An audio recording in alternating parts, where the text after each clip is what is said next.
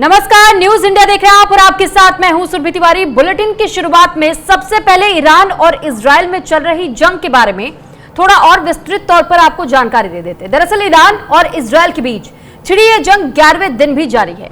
युद्ध में भीषण तबाही के बीच मिडल ईस्ट के हालात और ज्यादा खराब होते जा रहे हैं।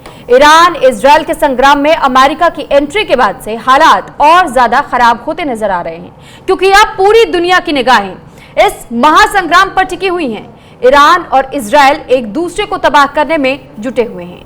मिसाइलों के जरिए बेहिसाब तबाही मचाई जा रही है। इजराइल ने ईरान के 6 बड़े एयरपोर्ट्स पर निशाना बना करके हमला किया, तो इजराइल की सेना ने सोमवार को ईरान के 6 एयरपोर्ट पर ड्रोन हमले किए, यानी आज के दिन। और साथ ही ये भी जानकारी आपको दे दें कि जिसमें ईरान के 15 फाइटर जेट और हेलीकॉप्टर तबाह हो गए हैं। इतना ही नहीं, इजराइल ने एक बार फिर से ईरान की फोर्डो न्यूक्लियर साइट को निशाना बनाया। इजराइल ने तेहरान में भारी तबाही मचाई। इस हमले में तेहरान के बिजली लाइन क्षतिग्रस्त हो गई, जिससे कि शहर के बड़े इलाके में बिजली आपूर्ति पूरी तरीके से बाधित रही। ईरान के हमलों का ईरान भी मुंहतोड़ जवाब दे रहा है। ईरान ने तेल अवीव समेत इजराइल के कई शहरों पर भीषण हमले किए। युद्ध के मौजूदा हालातों को देख करके ऐसा लगता है कि ये तबाही अभी जल्द रुकने वाली नहीं है।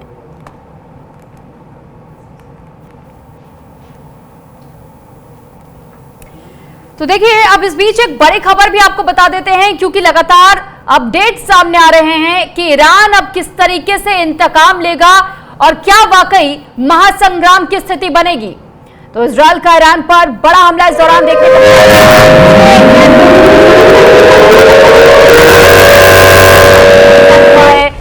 साथ ही हमले में ईरान के 15 फाइटर जेट और हेलीकॉप्टर तबाह कर दिए गए हैं। तो ये बड़ी खबर इस वक्त की आपको बता रहे हैं। F-14, F-5 और AH-1 जैसे फाइटर जेट को भारी नुकसान हुआ है।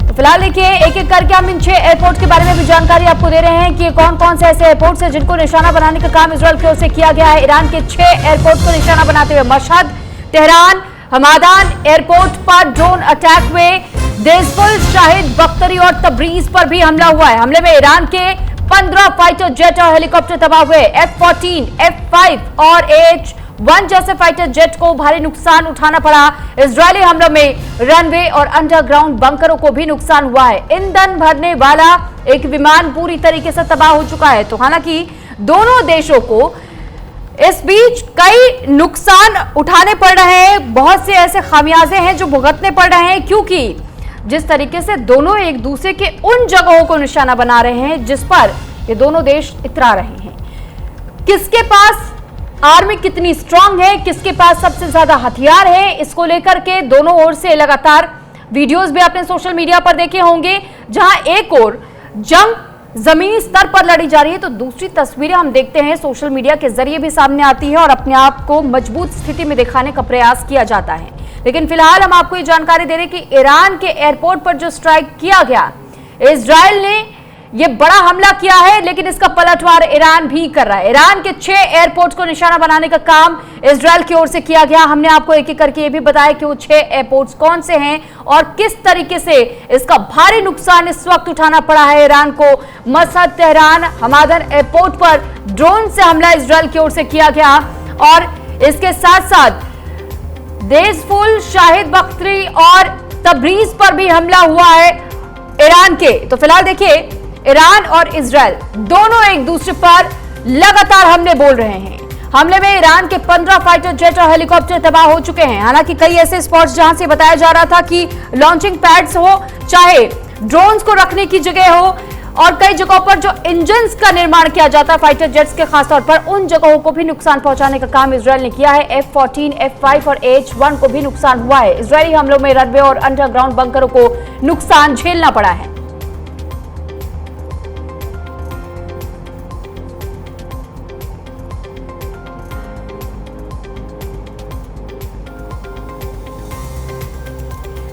तो ये देखिए, 6 एयरपोर्ट की तस्वीरें भी हम आपको एक एक करके वो बता रहे हैं।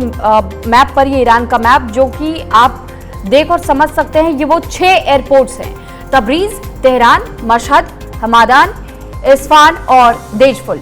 तो ये इन 6 एयरपोर्ट्स को निशाना बनाने का काम इजराइल की ओर से किया गया। हालांकि इजराइल की ओर से लगातार बमबारी भी जारी है और साथ ही साथ अपने फाइटर जेट्स का इस्तेमाल भी कर रहा है। हालांकि इजराइल की ओर से आपने देखा कि किस तरीके से धन्यवाद किया गया था अमेरिका का भी और डोनाल्ड ट्रंप का, कि डोनाल्ड ट्रंप ने जो फैसला लिया था और इसमें जिस तरह अमेरिका की एंट्री हुई, तब से इजराइल अपने आप को और ज्यादा मजबूत स्थिति में मानने लगा है। साथ ही साथ कहीं ना कहीं ये तस्वीरें भी हमने देखी हैं कि कैसे इजराइल न केवल अपने आप को मजबूत समझ रहा है इस वक्त, लेकिन किसी और के तर्ज पर, और क्या मिडिल ईस्ट की आग को भड़काने का काम अमेरिका ने कर दिया है। तो कई ऐसे सवाल है जो इस वक्त हर किसी के जहन में जरूर घूम रहे हैं और इन सवालों के जवाब हम अपने खास मेहमानों से लेंगे। सबसे पहले खास मेहमानों का तारुफ आपसे करवा देते हैं। इस वक्त हमारे साथ retired brigadier Sanjay Khanna ji defence expert के तौर पर जुड़े हुए हैं। डॉक्टर धीरज गुप्ता जी फॉरेन एक्सपर्ट हमारे साथ इस वक्त जुड़ चुके हैं। आप दोनों का बहुत स्वागत है सर। सबसे पहले मैं ब्रिगेडियर सर आपसे ही मैं सवाल लेना चाहूंगी। देखिए सर, डिफेंस के लिहाज से अगर हम इस स्थिति को इस वक्त समझने का प्रयास करें, सबसे बेहतर स्थिति इस वक्त किसकी दिखाई पड़ती है? सबसे कमजोर स्थिति में कौन है?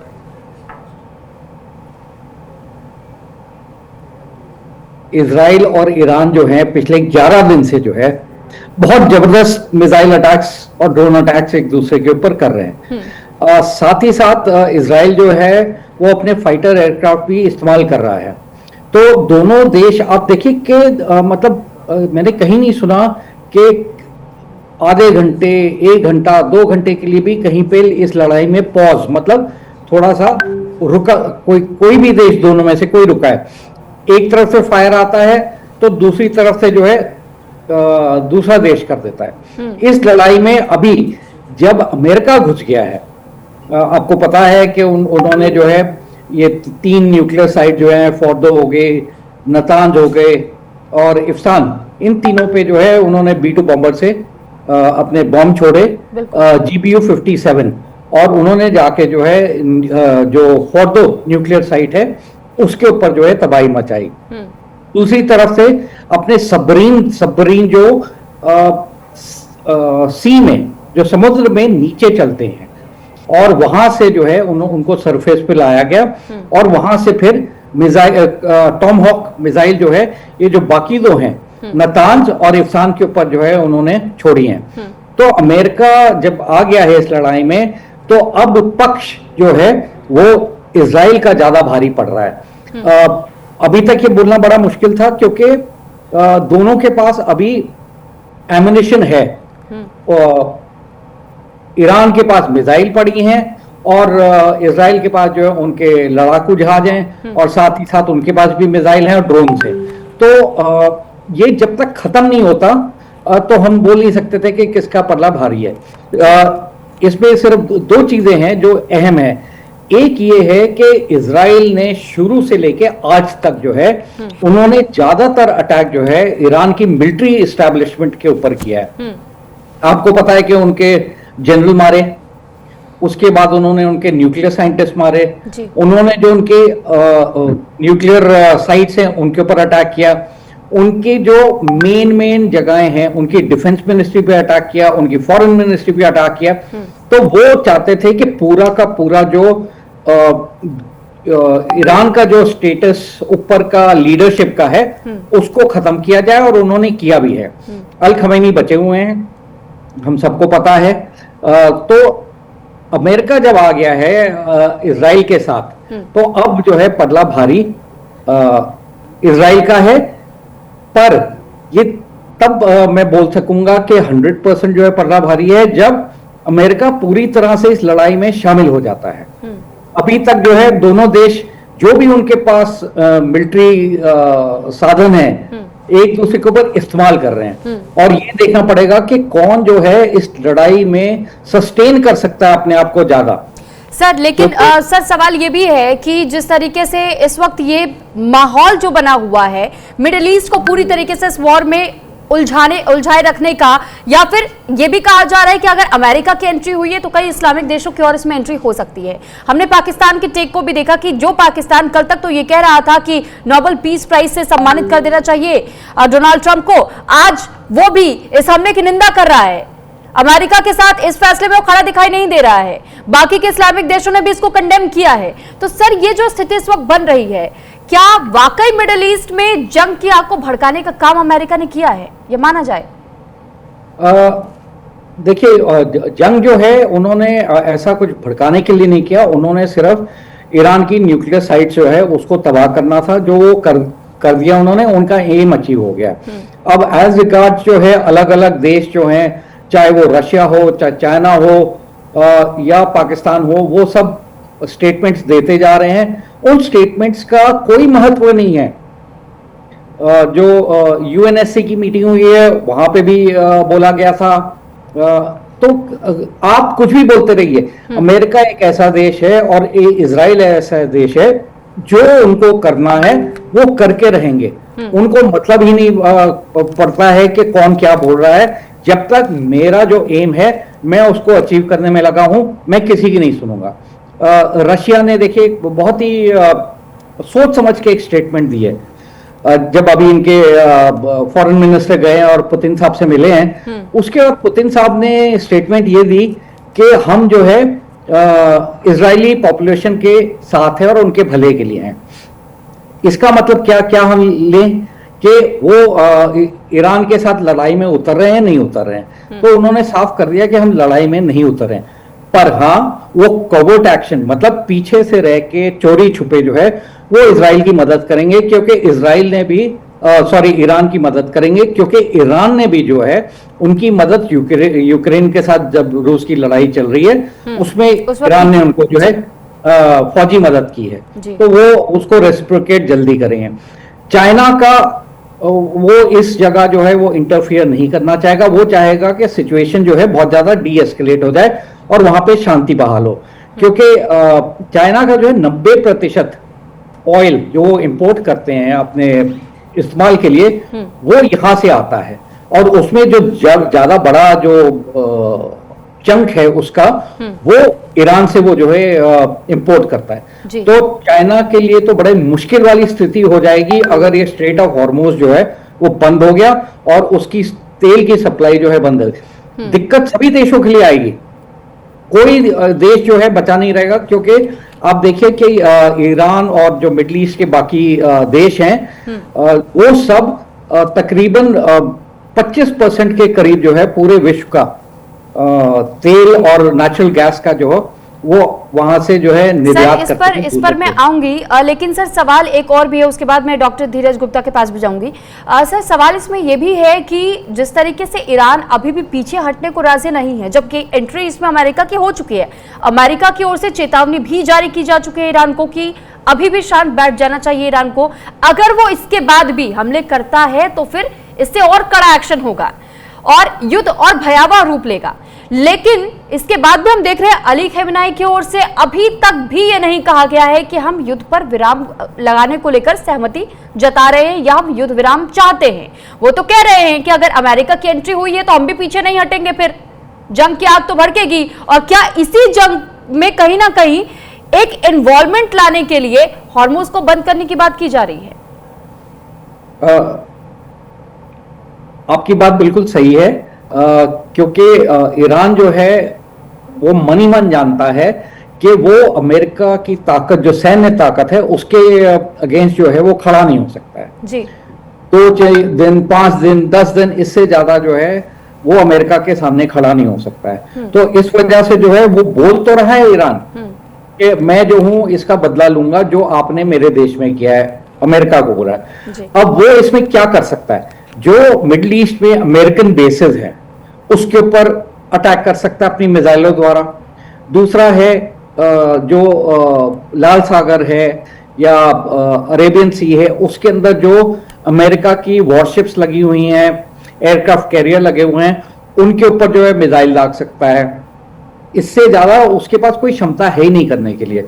तीसरा है कि वो जो मिलिटेंट ऑर्गेनाइजेशंस हैं जो कि प्रॉक्सी वॉर, उनके प्रॉक्सी हैं ईरान के, हिजबुल्ला हो गया, हौती हो गया और हमास हो गया, उनका वो कहीं ना कहीं इस्तेमाल कर सकता है। इसमें सबसे ज्यादा जो है हौती जो है वो इसमें इस्तेमाल में लाया जाएगा, क्योंकि पहले भी उन्होंने कोशिश की है कि अमेरिकन जो वॉरशिप्स पहले उस एरिया को डोमिनेट करने के लिए आती थी उनके ऊपर जो है इक्का दुक्का मिसाइल जो है वो उन्होंने फायर किया है। तो हौदी की भी स्टेटमेंट आई उनके लीडर की कि ये जो है अमेरिका इस जंग में घुस गया है तो हम जो है अमेरिका को जो है छोड़ेंगे नहीं, पर उसके पास काबिलियत नहीं है। तो ये सब जो है ये स्टेटमेंट्स दी जा रही हैं। अगर कुछ होगा तो बहुत छोटे लेवल पे होगा, पर ईरान को ये भी पता है कि अगर उसने डायरेक्टली अमेरिका के साथ अपने आप को एंगेज किया तो ईरान में तबाही के सिवा कुछ नहीं है। ठीक है सर, मैं आपके पास लौट रही हूँ और धीरज सर आप भी बने रहिएगा हमारे साथ, मैं आपके पास भी लौट रही हूँ। इस बीच एक बड़ी खबर पहले अपने दर्शकों को बता दे, ईरान पर एक बार फिर से इजरायल ने बड़ा हमला किया अमेरिका के बाद। अब फोर्डो न्यूक्लियर साइट पर एक बार फिर इजरायल की ओर से हमला किया गया। आप समझिए कि जिस B-2 बॉम्बर का इस्तेमाल अमेरिका की ओर से किया गया था इजरायल की अपील पर, उसके बाद हमने देखा कि GBU-57 जिसका जिक्र अभी कुछ देर पहले डिफेंस एक्सपर्ट की ओर से भी किया जा रहा था और उन्होंने बहुत अच्छे से ब्रीफ किया। ब्रिगेडियर संजय खन्ना जी जो रिटायर्ड ब्रिगेडियर है हमारे साथ डिफेंस एक्सपर्ट के तौर पर, उन्होंने भी हमें ये बताया कि कैसे अमेरिका के पास सिर्फ ये एकमात्र शक्ति थी जिसे जो कि फोर्डो को पूरी तरह बर्बाद कर सकता था, लेकिन उसके बाद दोबारा से इजरायल की ओर से इसी फोर्डो पर हमला किया गया है। तो अमेरिका ने हमला जो किया वहीं पर इजरायल की ओर से दोबारा हमला बोला गया। हालांकि हमले से वहां के लोगों को कोई नुकसान नहीं पहुंचा है। तो एक बार फिर से अपने मेहमानों का रुख भी कर लेते हैं। तो देखिए सर, हम इसी को लेकर के चर्चा कर रहे थे, मैं आपके पास लौटूंगी। एक बार मैं धीरज जी का भी रुख कर लेती हूँ। धीरज जी, जिस तरह इस वक्त स्थितियां बनी हुई है, हम खासतौर पर जब ये समझने का प्रयास करते हैं कि इस वक्त फॉरेन पॉलिसीज बाकी देशों की कैसे काम कर रही है, युद्ध जैसे हालात में इस वक्त कौन सा देश किसके साथ खड़ा है, किसको मुनाफा होगा, किसी के साथ खड़े रहने का किसको नुकसान होगा, ये तय कैसे किया जाएगा। भारत की स्थिति को भी लेकर के लोग ये चाहते हैं कि स्पष्ट हो क्यों नहीं पा रहा है, भारत का स्टैंड क्या है, भारत किसके साथ खड़ा है। जी देखिए, जहां तक इस समय जो हालात हैं, ईरान को इंटेलिजेंस इनपुट के अलावा जो उसके सिंपैथाइजर कंट्री हैं उसके साथ के, वो उसको कुछ भी नहीं देने वाले। जैसे कि ट्रंप का रसिया के जो प्रेसिडेंट थे उनका बयान आया था कि हम लोग न्यूक्लियर वार हेड देंगे। ये जो सोचने की बात है कि यूक्रेन 4 साल से लड़ रहा है और अभी बहुत ज्यादा क्षति आपको पहुंचाई है, आप तो अपना न्यूक्लियर हेड उसके अगेंस्ट यूज नहीं किए और आप ईरान को अपना न्यूक्लियर हेड देंगे। मतलब एक डिफेंस स्टडीज में एक हास्यास्पद बात है ये कि रसिया ये बोलता है कि हम अपना वार हेड देंगे। तो इस समय ईरान के साथ, देखिए पहले भी नहीं था ईरान के साथ कोई और आज भी नहीं। उसका एक बेसिक कारण भी है कि ईरान जैसे पाकिस्तान भारत के खिलाफ प्रॉक्सी वार चलाता है, वैसे ही इजराइल के खिलाफ 79 से लगभग 1979 से ईरान जो है प्रॉक्सी वार चला रहा है। ये दुनिया को पता है। हम भले ही अपने अपने पॉलिटिकल जियोपॉलिटिक्स की वजह से, अपने आर्थिक जो हमारे हित हैं उनके हिसाब से जैसी भी अपनी नीति हम किसी पर्टिकुलर देश के खिलाफ बनाएं, लेकिन हकीकत यह है कि एक प्रॉक्सी वार जो एक्सिस ऑफ रेसिस्टेंट है, जैसे हमास, हिजबुल्ला, आपका हुती हो गए और सीरिया को, इस तरह से 4-5 को जो एक्सिस ऑफ रेसिस्टेंस बोलते हैं, उसको एंटी इजराइल मिलिशिया बोला जाता है उस एरिया में। उसको उसने तैयार किया, वेपनाइज्ड किया, इकोनॉमिकली इसको सपोर्ट किया और उस तरह से उसके साथ मुस्लिम देश उस तरह से नहीं जुड़े रहते हैं जिस तरह से सऊदी अरबिया जुड़ेंगे, कतर से जुड़ेंगे, बहरीन जुड़ेंगे, या मलेशिया या इंडोनेशिया जो कि ईस्टर्न एशिया में है देश, उनके साथ नहीं जुड़ सकते। बस ये है कि जो अपने अपने देश के जो रिक्वायरमेंट है इकोनॉमिकल या स्ट्रेटेजिकल, उसके हिसाब से वो बयान जारी कर सकते हैं। रसिया इसमें मेरे को एज ए फॉरेन एक्सपर्ट ये लगता है कि ही विल बी हैप्पी कि रसिया को अगर कुछ ऑयल अगर ईरान का और नहीं बिकता है तो रसिया से लोग खरीदेंगे। ओके, जो गुड होप से आएगा, स्वाभाविक है कि भारत और तेल वहां से खरीदेगा। तो उनकी जो इकोनॉमिक स्थिति चरमराई हुई है, मैं रसिया की इकोनॉमिक स्थिति चरमराई हुई नहीं कह सकता, क्योंकि जब से यूक्रेन का युद्ध शुरू हुआ है रसिया की इकोनॉमिक स्थिति बेटर हुई है ऑन द रिकॉर्ड, लेकिन और बेटर होगी हो। तो और उसके बाद यूरोप का, नाटो का, देखिए कल मंगलवार है, कल नाटो की मीटिंग भी है। नाटो के अध्यक्ष ने अमेरिका को बोला है कि अमेरिका ने पहली बार अपने जो इकोनॉमिक ग्रोथ है उसके शेयर के हिसाब से हमको जो डोनेशन दिया है। इसी तरह यूरोपियन कंट्री जो ज्यादातर अमेरिका के भरोसे रहते हैं नाटो में, वो ज्यादा इसीलिए ट्रंप नाराज थे, तो वो नाटो को जो पैसा दिया है अमेरिका ने, उससे उस अंदर अंदर वो शर्त भी मनवाएगा कि अगला अटैक हम सब मिल के करेंगे। इसमें नाटो का ऐसा नहीं है, इसमें 4 देश तो हमेशा अमेरिका के साथ रहते हैं, फ्रांस, यूके और अमेरिका। सर, भारत की स्टैंड को लेकर के मतलब कई सारे लोग ऐसे हैं जो जानना ये चाह रहे हैं, विपक्षी दलों की ओर से भी हाल फिलहाल में हमने देखा कि कैसे इसको लेकर भी सवाल पूछा गया। सोनिया गांधी ने बाकायदा खत लिख दिया और ये जानने की कोशिश की कि आखिर भारत का स्टैंड है क्या, वो ईरान के साथ है, इजराइल के साथ है। देखिए, पॉलिटिकल पार्टीज का अपना एक स्टैंड होता है, अपनी एक उनकी जो वोट पैटर्न्स होता है उसके हिसाब से वो स्टेटमेंट दे। लेकिन मैं इस बात का सशक्त समर्थक हूं कि जब भी विदेशी मैटर्स हों तो भारत के किसी भी चीफ मिनिस्टर को, भारत के किसी गवर्नर को केवल और केवल भारत के विदेश मंत्रालय को ही बोलना चाहिए, और कोई भी अगर राय देनी है तो सीक्रेट लेटर से भारत सरकार को देना चाहिए, कभी भी ओपन मीडिया, क्योंकि सोशल मीडिया के जमाने में जो भी आप कहते हैं वो विदेश तक जाता है। उससे भारत की एक अंदरूनी कलह को या मत वैभन्य को दिखाता है। तो मैं अगर ऐसे स्ट्रेटेजिक मैटर चल रहे हैं पूरे वर्ल्ड में, तो भारत के एक किसी को भी भारत सरकार को क्वेश्चन उसमें नहीं करना चाहिए। हमारा फुल फेथ होना सरकार पर चाहिए, और मैं एज ए भारतीय होने के नाते किसी भी भारतीय से यही चाहूंगा कि वो केवल और केवल भारत सरकार के पोस्ट पे संपर्क में रहे या राज्य सरकारों के सरकारी पोस्ट पे रहे, और ये नहीं कि कुछ भी कह दे, क्योंकि उससे क्या होता है कि भारत की इमेज जरा सा डाउन होती है। लेकिन अब रही भारत का जो पक्ष है, देखिए भारत एक सशक्त देश है, और पिछले मैं समझ पा रहा हूं कि जब 1, 2, 3 एग्रीमेंट हुआ अमेरिका से, जो कि न्यूक्लियर जो रेजिम्स हैं उसके जो नियम अधीन में थे, उससे हट के अमेरिका ने भारत के साथ 1, 2, 3 एग्रीमेंट करवाया। वो भारत की आरडी श्री मनमोहन सिंह के समय बहुत बड़ी जीत थी न्यूक्लियर एरेना में। और उसके बाद जब श्री मोदी जी आए, भारत के प्रधानमंत्री बने, उसके बाद से भारत का जो कद हुआ है स्ट्रेटेजिक पावर शेयर में पूरे विश्व स्तर पे, वो बढ़ा है। भारत लेकिन ग्लोबल साउथ को सर लेकिन फॉरेन पॉलिसी को लेकर इसके अलावा भी अभी कई ऐसे विपक्षी दल है जो निशाना साध चुके हैं, और वो ये कहते हुए नजर आते हैं कि भारत की फॉरेन पॉलिसी कहीं ना कहीं पहले के मुकाबले कमजोर हो रही है। इस पर और ज्यादा विस्तार से चर्चा करेंगे। इस बीच एक बड़ी खबर सबसे पहले आपको बताते हैं कि इजरायल और ईरान युद्ध के दौरान जहां दोनों देश एक दूसरे पर ताबड़तोड़ हमले कर रहे हैं, तो वहीं अपने अपने स्तर पर राजनीतिक और कूटनीतिक कदम भी उठा रहे हैं। वहीं जंग में कूदने के बाद अमेरिका भी पूरी तरह से इस वक्त अलर्ट नजर आ रहा है। ईरान ने बड़ा एक्शन लेते हुए जल संधि को रद्द कर दिया। ईरानी संसद में जल संधि बंद करने का प्रस्ताव पारित किया गया। वहीं इजरायल ने डोनाल्ड ट्रंप को चुनौती देते हुए यह कहा है कि गैम्बलर ट्रंप, युद्ध की शुरुआत तुमने की लेकिन अब खत्म हम करेंगे। इजरायल और अमेरिका मिलकर ईरान के न्यूक्लियर ठिकानों को निशाना बना रहे हैं, और इस बीच ईरान ने यह भी साफ कर दिया है कि अब यह न्यूक्लियर प्रोग्राम किसी भी हाल में रुकने वाला नहीं है। युद्ध में दखल देने के बाद अमेरिका सतर्क हो चुका है और अमेरिका के तमाम बड़े शहरों को अलर्ट पर रखा गया है। ईरान इंतकाम की बात कर रहा है, तो वहीं डोनाल्ड ट्रंप ईरान में सत्ता परिवर्तन की ओर इशारा कर रहे हैं। ट्रंप ने इसके लिए मेक ईरान ग्रेट अगेन का नारा दे दिया है।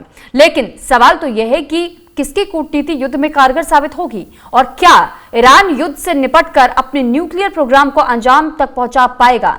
तो फिलहाल कई ऐसे सवाल जो कि इसके इर्द गिर्द घूम रहे हैं, क्योंकि ईरान इस वक्त उस स्थिति में नजर नहीं आ रहा है कि क्या वाकई न्यूक्लियर प्रोजेक्ट पर जो काम अब तक वो कर रहा था उसे अंजाम देने की स्थिति में वो है, या आने वाले समय में भी होगा या नहीं। ये सब कुछ निर्भर करता है इस युद्ध की स्थिति को और बेहतर समझने के बाद। अब इजरायल से जंग के बीच ईरान का एक बड़ा कदम भी इस दौरान देखने को मिला। ईरानी संसद में जल संधि बंद करने का प्रस्ताव पारित किया गया। ईरान की संसद ने सर्वसम्मति से पारित किया है प्रस्ताव। होर्मुज जल डमरू मध्य को बंद करने का प्रस्ताव पारित हुआ है। वैश्विक तेल व्यापार का है महत्वपूर्ण रणनीतिक मार्ग। होर्मुज दुनिया के 1/3 समुद्री तेल का व्यापार जहां से किया जाता है। अमेरिकी हमलों के जवाब में ईरान ने यह कदम उठाया है। हालांकि पहले ईरान की ओर से कह दिया गया था कि अगर किसी भी तरीके से अटैक अमेरिका करता है तो फिर हॉर्मुज स्ट्रेट को बंद करने का काम हमारी ओर से भी किया जाएगा। अब आप समझिए कि ऐसे में हालात और ज्यादा कितने भयावह या विस्फोटक हो सकते हैं। इस बीच ईरान ने जो बड़ा ऐलान किया, ईरान की संसद ने रणनीतिक रूप से बेहद अहम हॉर्मुज जल डमरू मध्य को बंद करने का प्रस्ताव मंजूर कर लिया है। तो एक बार फिर से मेहमानों का रुख कर लेते हैं हम, और साथ ही हमारे साथ रिटायर्ड ब्रिगेडियर संजय खन्ना जी और साथ ही हमारे साथ डॉक्टर धीरज Gupta ji, expert foreign affairs, जुड़े हुए हैं। तो ऐसे में सबसे पहले मैं सर एक बार फिर आपका रुख कर रही हूं ब्रिगेडियर साहब। सर, सवाल यह है कि जिस तरह हम डमरू मध्य का जिक्र कर रहे हैं, जिस ट्रेड का जिक्र किया जा रहा है, सर इससे क्या वाकई भारत पर भी खासा असर पड़ने वाला है? क्योंकि लगभग बताया जाता है कि 55 लाख बैरल में से जो तेल का आयात इस ट्रेड के जरिए होता है, शिप के मार्ग से लाया जाता है, ये सिर्फ 1.5 बिलियन बैरल तक का है, लगभग आसपास 15 लाख बैरल तक। लेकिन सर ऐसी स्थिति में जब हम बाकी देशों की बात करते हैं, क्या उन पर भी असर पड़ेगा? ईरान ने जो कदम उठाया, क्या ये एक बड़ा हथियार साबित हो सकता है उसके लिए? जी, ये जो हम स्ट्रेट ऑफ हॉर्मुज की बात कर रहे हैं, वो 33 किलोमीटर चौड़ा है और तकरीबन 137 किलोमीटर जो है लंबा है।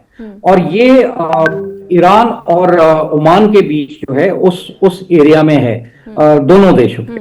अब जो 3 किलोमीटर का अंदर, इसके अंदर आने का एरिया और 3 किलोमीटर बाहर जाने का, तो इन्होंने 2-3 किलोमीटर का वो बनाया हुआ है लेन्स। इसके अंदर जो है ये शिप्स, जो कार्गो शिप्स हैं, जो तेल लेने जाती हैं और आती हैं, तो वो ये 3-3 किलोमीटर के अपने एरिया में ही रह के ये कार्रवाई करती हैं। इसके साथ जो है ईरान के साथ जो है कुवैत है, सऊदी अरेबिया है, बहरीन है, यूएई है, कतार है, ये सब देश जो हैं, ये सब आपको पता है, ये सब ऑयल प्रोड्यूसिंग देश है। तो वो भी इसी स्ट्रेट ऑफ हॉर्मुज को जो है इस्तेमाल करते हैं, जो तेल को एक्सपोर्ट करते हैं उसके लिए। अब जो पूरी दुनिया का जो है 27% तेल जो है वो इन देशों से जो है अलग अलग देशों में जाता है, और 20% लिक्विफाइड नेचुरल गैस वो जाती है। इसमें सबसे बड़ा जो इंपोर्ट करने वाला है वो है चाइना। उसके पास 90% जो है ऑयल की रिक्वायरमेंट जो है इस एरिया से आती है उसके देश में। और ये अगर आप देखें, अगर ये स्ट्रेट ऑफ हॉर्मुज जो है ब्लॉक कर दिया ईरान ने, तो चाइना के लिए तो मुश्किल है। बाकी जो विश्व के देश हैं जो आयात करते हैं इस तेल को, हमारा देश में भी उसमें शामिल है। हमारे देश की जो रिक्वायरमेंट जो 2024 के आंकड़े हैं, उसके हिसाब से जो है ऑयल, क्रूड ऑयल जो था वो 38% जो है हम वहां से मंगवाते थे, और तकरीबन 52% जो है लिक्विफाइड नेचुरल गैस वहां से आती है। अब जो हमारे oil and natural gas ministry के मिनिस्टर हैं श्री पुरी, उन्होंने जो है स्टेटमेंट दी है कि हमें चिंता करने की जरूरत नहीं है, क्योंकि हम जो टोटल हमारी रिक्वायरमेंट पर डे की है वो है तकरीबन 5 मिलियन बैरल, और इस एरिया से स्ट्रेट ऑफ हॉर्मुज से सिर्फ हमारे देश में 1.9 मिलियन जो बैरल्स हैं वही आती हैं।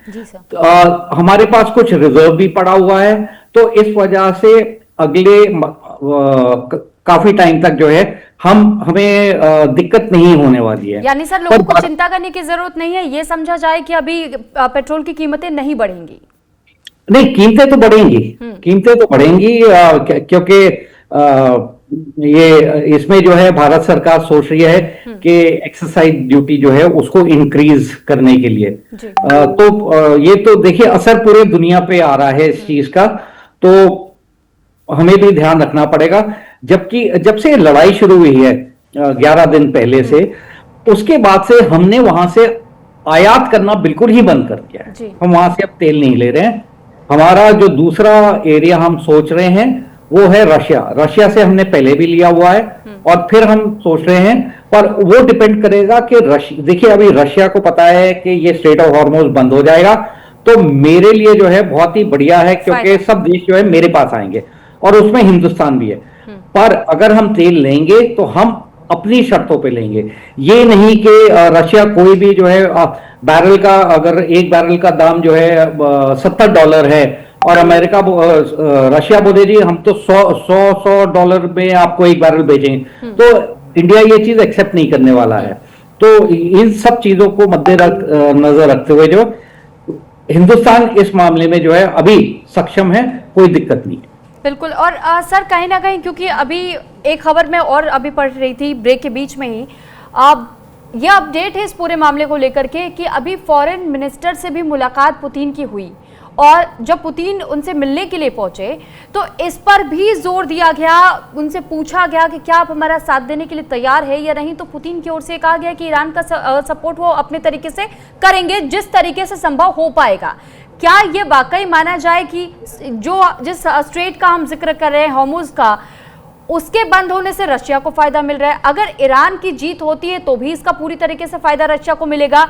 अमेरिका रूस में पहले से नहीं बनती है।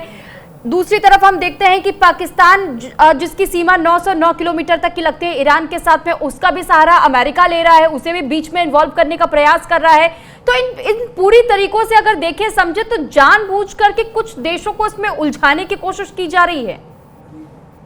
जी बिल्कुल बिल्कुल बिल्कुल, इसमें कोई शक नहीं है, क्योंकि अमेरिका एक ऐसा देश है, और स्पेशली प्रेसिडेंट ट्रम्प, वो देखिए प्रेसिडेंट ट्रम्प जो है बिजनेसमैन पहले हैं और बाद में वो प्रेसिडेंट है, तो वो हर चीज जो है बिजनेस के लिहाज से देखते हैं।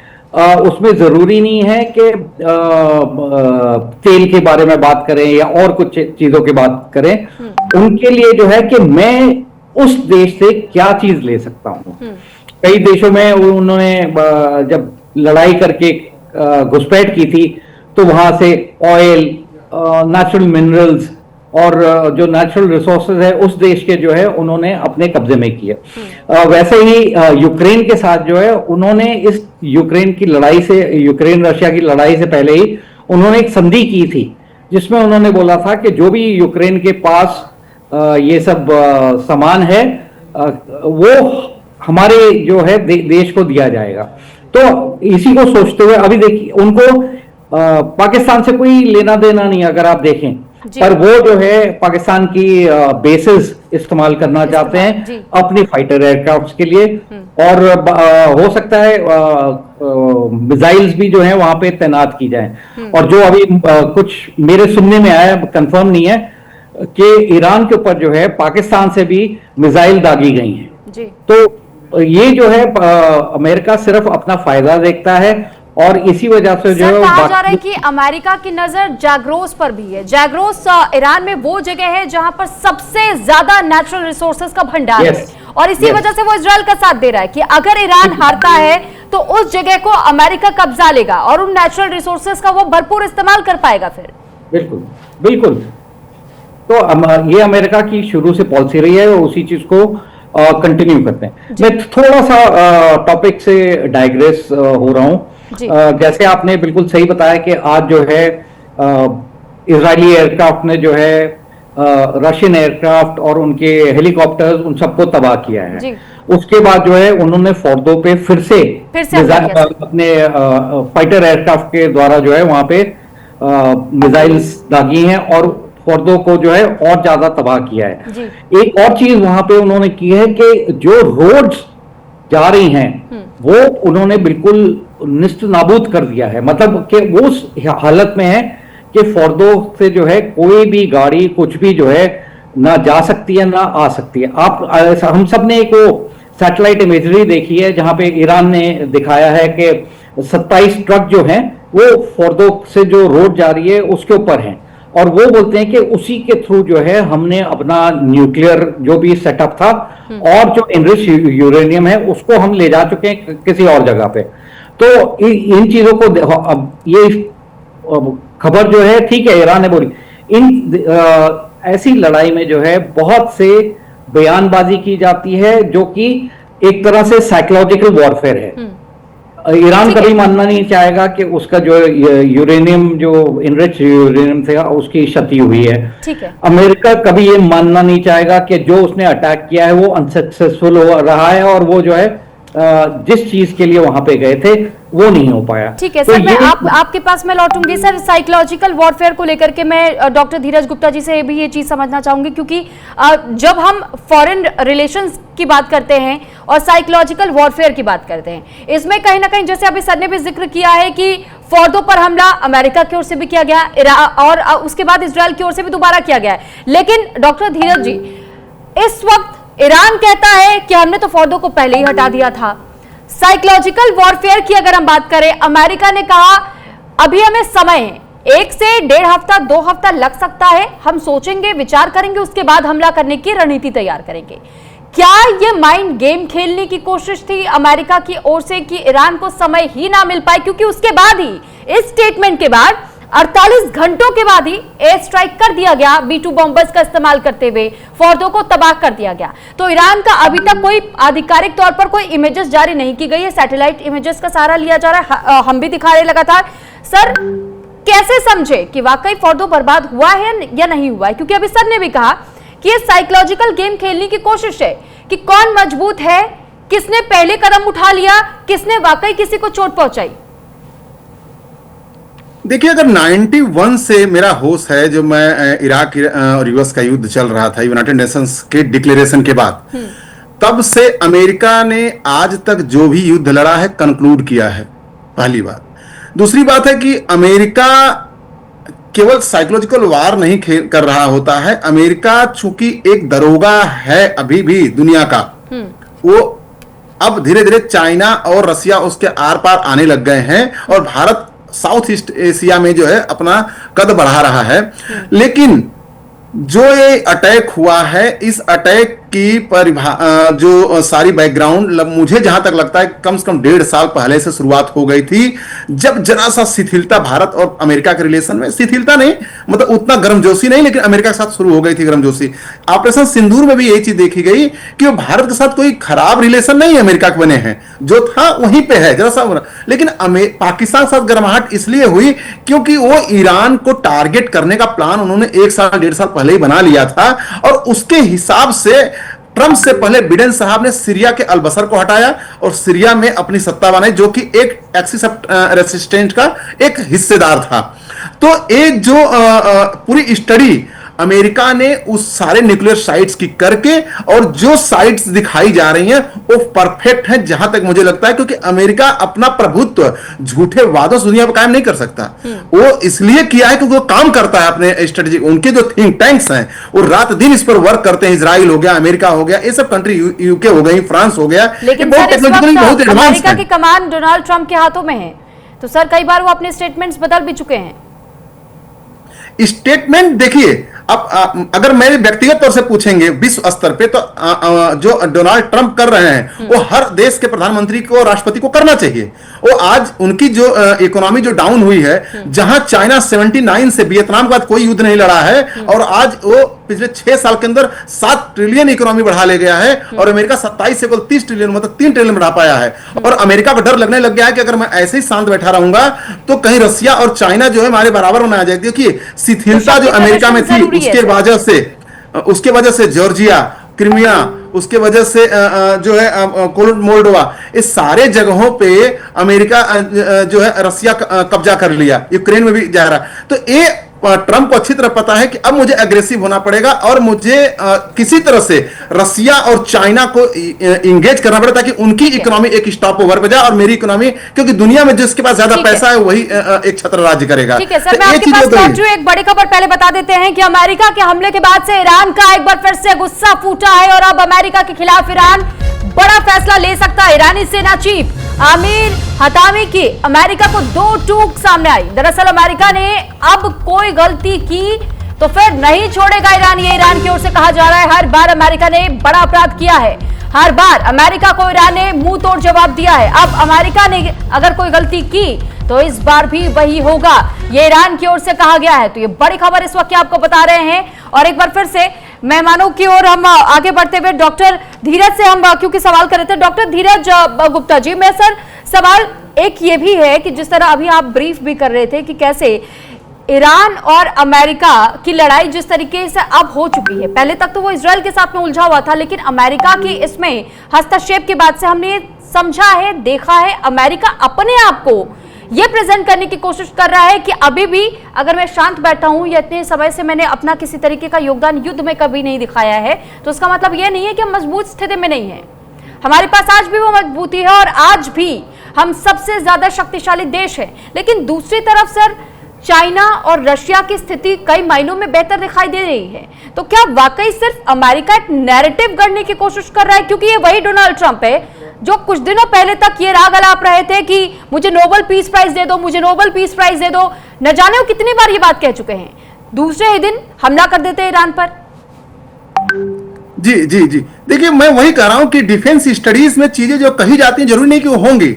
हमारा ऑपरेशन सिंदूर के दिन हम लोग ड्रिल करने जा रहे थे, हमने उस दिन अटैक किया। ये बहुत अच्छी बात है। हम क्यों बताएंगे किसी को? हम अपने विपक्षी नेताओं को भी क्यों बताएंगे?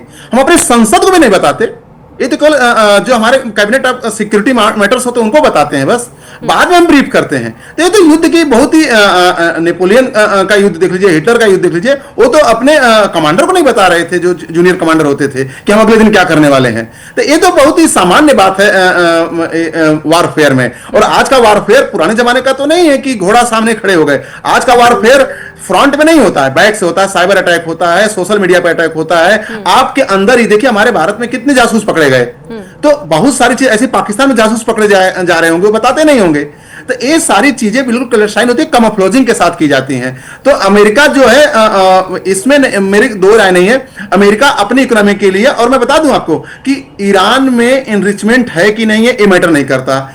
ईरान के अंदर परमाणु बम है कि ये मैटर नहीं करता। मैटर ये करता है कि मिडिल ईस्ट में केवल एक ही देश है जो इस समय अमेरिका का विरोध कर रहा है, वो ईरान है, और खोमैनी साहब हैं। तो खोमैनी साहब को एलिमिनेट करना है, उनको अपदस्थ करना है, चेंज रेजिम का करना, ये वेस्टर्न कंट्रीज प्लस अमेरिका का पूरा प्लान है। ये पिछले कई सालों से प्लान है, एग्जीक्यूट करने का मौका ढूंढ रहे थे और उनको मौका मिला हुआ है। इसमें ये नहीं कि इजराइल मेरे साथ है कि नहीं है। अमेरिका ऑलरेडी इंटर था, वो इंटर ही नहीं हुई है उसकी, वो ऑलरेडी इंटर था इस युद्ध में, वही सारा प्लान कर रहा था। और ओनली एक यहूदी या क्रिश्चियन कंट्री जो उस एरिया में है इजराइल, उसको कभी भी वेस्टर्न कंट्री और अमेरिका लेट डाउन नहीं होने देंगे, क्योंकि मुसलमान देशों से घिरा हुआ केवल वही एक ऐसा देश है जो कि क्रिश्चियंस को, यहूदियों को रिप्रेजेंट करता है। ठीक है, ठीक है। लॉटरी में आपके पास एक बार फिर से एक खबर हम अपने दर्शकों तक पहले पहुंचा देते हैं कि युद्ध चाहे देखिए दुनिया के किसी भी कोने में हो, उसका प्रभाव पूरी दुनिया पर नजर आता है, खासकर तब जब युद्ध कर रहे देशों के बीच परमाणु हमले का खतरा बरकरार हो।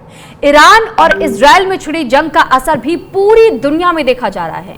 रूस से लेकर चीन तक, भारत से लेकर अमेरिका तक, विश्व के तमाम बड़े देश युद्ध से प्रभावित हो रहे हैं। सभी यही चाहते हैं कि किसी तरह युद्ध को रुकवाया जा सके। ईरान और इजराइल युद्ध को लेकर के संयुक्त राष्ट्र सुरक्षा परिषद की एक आपात बैठक भी हुई, जिसमें कि अमेरिका द्वारा ईरान के परमाणु ठिकानों पर हमले पर चर्चा की गई है। और इस बैठक में रूस और चीन ने इस हमले की कड़ी निंदा की है। वहीं रूस, चीन और पाकिस्तान ने एक प्रस्ताव रखा जिसमें कि मिडिल ईस्ट में बिना शर्त युद्ध विराम की मांग की गई है। अब युद्ध का असर कच्चे तेल की कीमतों पर भी पड़ा है। युद्ध के बीच क्रूड ऑयल की कीमत 4% बढ़ चुकी है और इसी के साथ क्रूड ऑयल के दाम अब $78.93 प्रति बैरल तक पहुंच गए हैं, और जिसके चलते क्रूड ऑयल कंपनियों के शेयर में भी गिरावट आई है। अगर कुछ और दिन इसी तरह युद्ध चलते रहे तो ऐसे में अब यह समझा जाएगा कि इसके परिणाम और ज्यादा घातक होने वाले हैं, क्योंकि युद्ध के बीच जिस तरह इस वक्त दुनिया एक बार फिर दो धड़ों में बढ़ती हुई दिखाई दे रही है। एक और जहां इजराइल के साथ सुपर पावर अमेरिका खड़ा है, तो वहीं दूसरी तरफ ईरान के साथ रूस और चीन और पाकिस्तान जैसे देश नजर आ रहे हैं। हालांकि भारत हर बार की तरह इस बार भी गुट निरपेक्षता की अपनी पुरानी नीति को कायम रख रहा है, क्योंकि उसके संबंध दोनों के साथ में मजबूत है। और इसी को लेकर के इस वक्त भारत की चुप्पी हमें देखने को मिल रही है। ईरान इजराइल से युद्ध को लेकर के एक और बड़ी खबर इस बीच आपको दे देते हैं कि रूस और चीन ने अमेरिका के हमले की निंदा की। अमेरिका के हमले के बाद यूएन में इमरजेंसी मीटिंग हुई। रूस, चीन और पाकिस्तान ने प्रस्ताव रखा। मिडिल ईस्ट में बिना शर्त युद्ध विराम की मांग की गई है। संयुक्त राष्ट्र सुरक्षा परिषद यूएनएससी की एक आपात बैठक हुई, जिसमें कि अमेरिका द्वारा ईरान के परमाणु ठिकानों पर हमले पर चर्चा भी की गई। और इस बैठक में रूस और चीन ने इस हमले की कड़ी निंदा करते हुए ये मांग की है कि जल्द से जल्द युद्ध विराम होना चाहिए बिना किसी शर्त के। तो फिलहाल देखिए, मांग तो कर दी गई है, लेकिन वोटिंग जब होगी तो फिर उसमें किस तरीके का फैसला निकलता है। और साथ ही क्योंकि ईरान तो अभी भी कह रहा है कि ना तो वो युद्ध से पीछे हटेगा और ना ही परमाणु पावर बनने से अपने आप को रोकेगा या पीछे हटाएगा।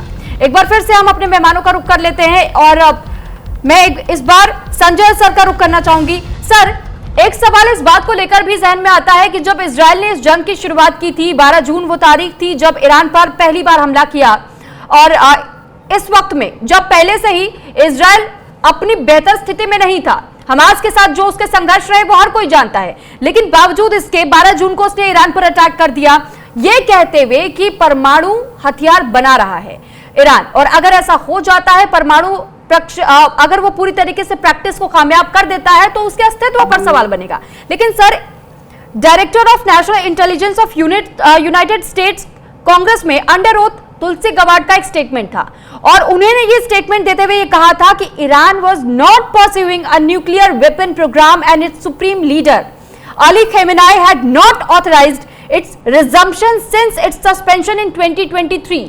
तो सर, अगर 2023 से इस पर सस्पेंशन लग गया, किसी तरीके से कोई परमाणु हथियार नहीं बनाया जा रहा था, तो फिर यह हमला अमेरिका को करने की इजराइल के साथ मिलकर क्या जरूरत पड़ गई सर? देखिए, इसमें जो तुलसी गबार्ड ने कहा और उसके बाद जो है प्रेसिडेंट ट्रंप ने जो है उनको बोला कि नहीं, ये जो है ऐसा नहीं है, उन्होंने स्टेटमेंट दिए है, वो गलत स्टेटमेंट है। प्रॉब्लम कहाँ पे आई, जब AIA जो इंटरनेशनल एटॉमिक एनर्जी के जो वहाँ पे इंस्पेक्टर्स हैं, उन्होंने जब ये ईरान के न्यूक्लियर साइट्स को विजिट करके असेसमेंट किया तो उन्होंने देखा कि 60% जो है यूरेनियम की इनरिचमेंट हो चुकी है और ईरान जो है और आगे इनरिचमेंट करने के चक्कर में है। तो तब उन्होंने जो है बताया कि ये हो सकता है कि ये न्यूक्लियर वॉरहेड के कन्वर्जन के लिए जो है इसको और आगे जाके जो है इनरिचमेंट करना चाहते हैं, और इसी वजह से जो है इजराइल और अमेरिका ने किया जो किया। ईरान ने एक तरह से शपथ खाई हुई है कि वो यहूदियों को जो है इजराइल से मार के निकाल देंगे, जेनोसाइड करेंगे और इजराइल देश का नाम जो है वो दुनिया के नक्शे से हटा देंगे। आप ये सोचिए कि एक देश को बार बार आप धमकी देते जा रहे हैं जो वहां पे अपने अस्तित्व की लड़ाई लड़ रहा है, और उसके ऊपर आपने प्रॉक्सी छोड़ दिए हैं, हमास, हिजबुल्ला, हौती और ये सीरिया से जो है वहां के मिलिशिया। तो इजराइल जो है पूरा टाइम अपने आप को डिफेंड ही कर रहा था, और जब इजराइल की ईरान की ये बात पता चली, क्योंकि उनको पता है कि अगर ईरान के पास न्यूक्लियर कैपेबिलिटी आ गई तो सबसे पहले जो है वो इजराइल के ऊपर ही इस्तेमाल करेगा, और यही वजह थी क्योंकि AIA ने जब ये बताया कि इतने प्रतिशत जो है यूरेनियम इनरिचमेंट हो चुका है, तो उसके बाद ही इजराइल ने कार्रवाई शुरू की, और फिर अब अमेरिका भी जो है उनके साथ इस जंग में है, जुड़ गया है।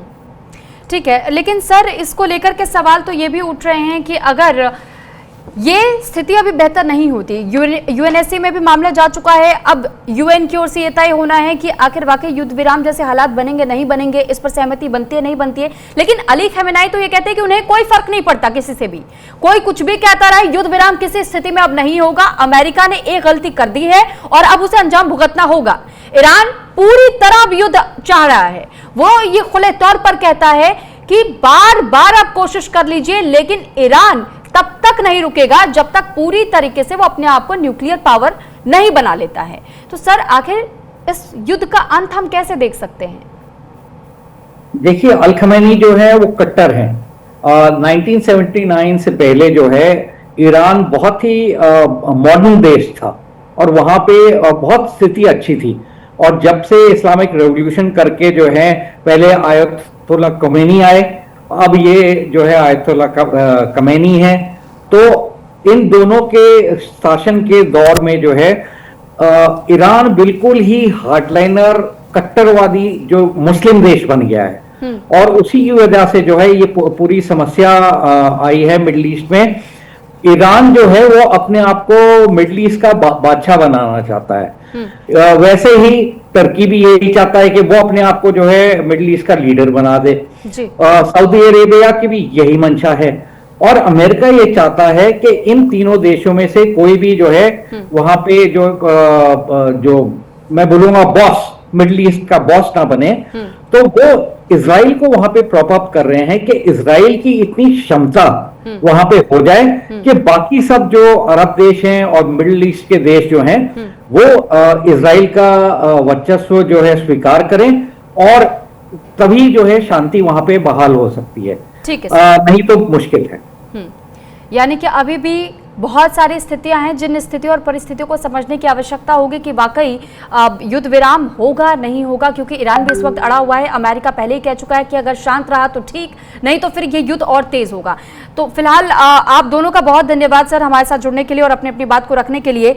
हमारे साथ डिफेंस एक्सपर्ट के तौर पर रिटायर्ड ब्रिगेडियर संजय खन्ना जी जुड़े, और साथ ही हमारे साथ एक्सपर्ट फॉरेन अफेयर्स के तौर पर डॉक्टर धीरज गुप्ता जी जुड़े। आप दोनों का धन्यवाद हमारे साथ एक बार फिर से जुड़ने के लिए और तमाम बातें रखने के लिए। इसी के साथ फिलहाल इस बुलेटिन में इतना ही।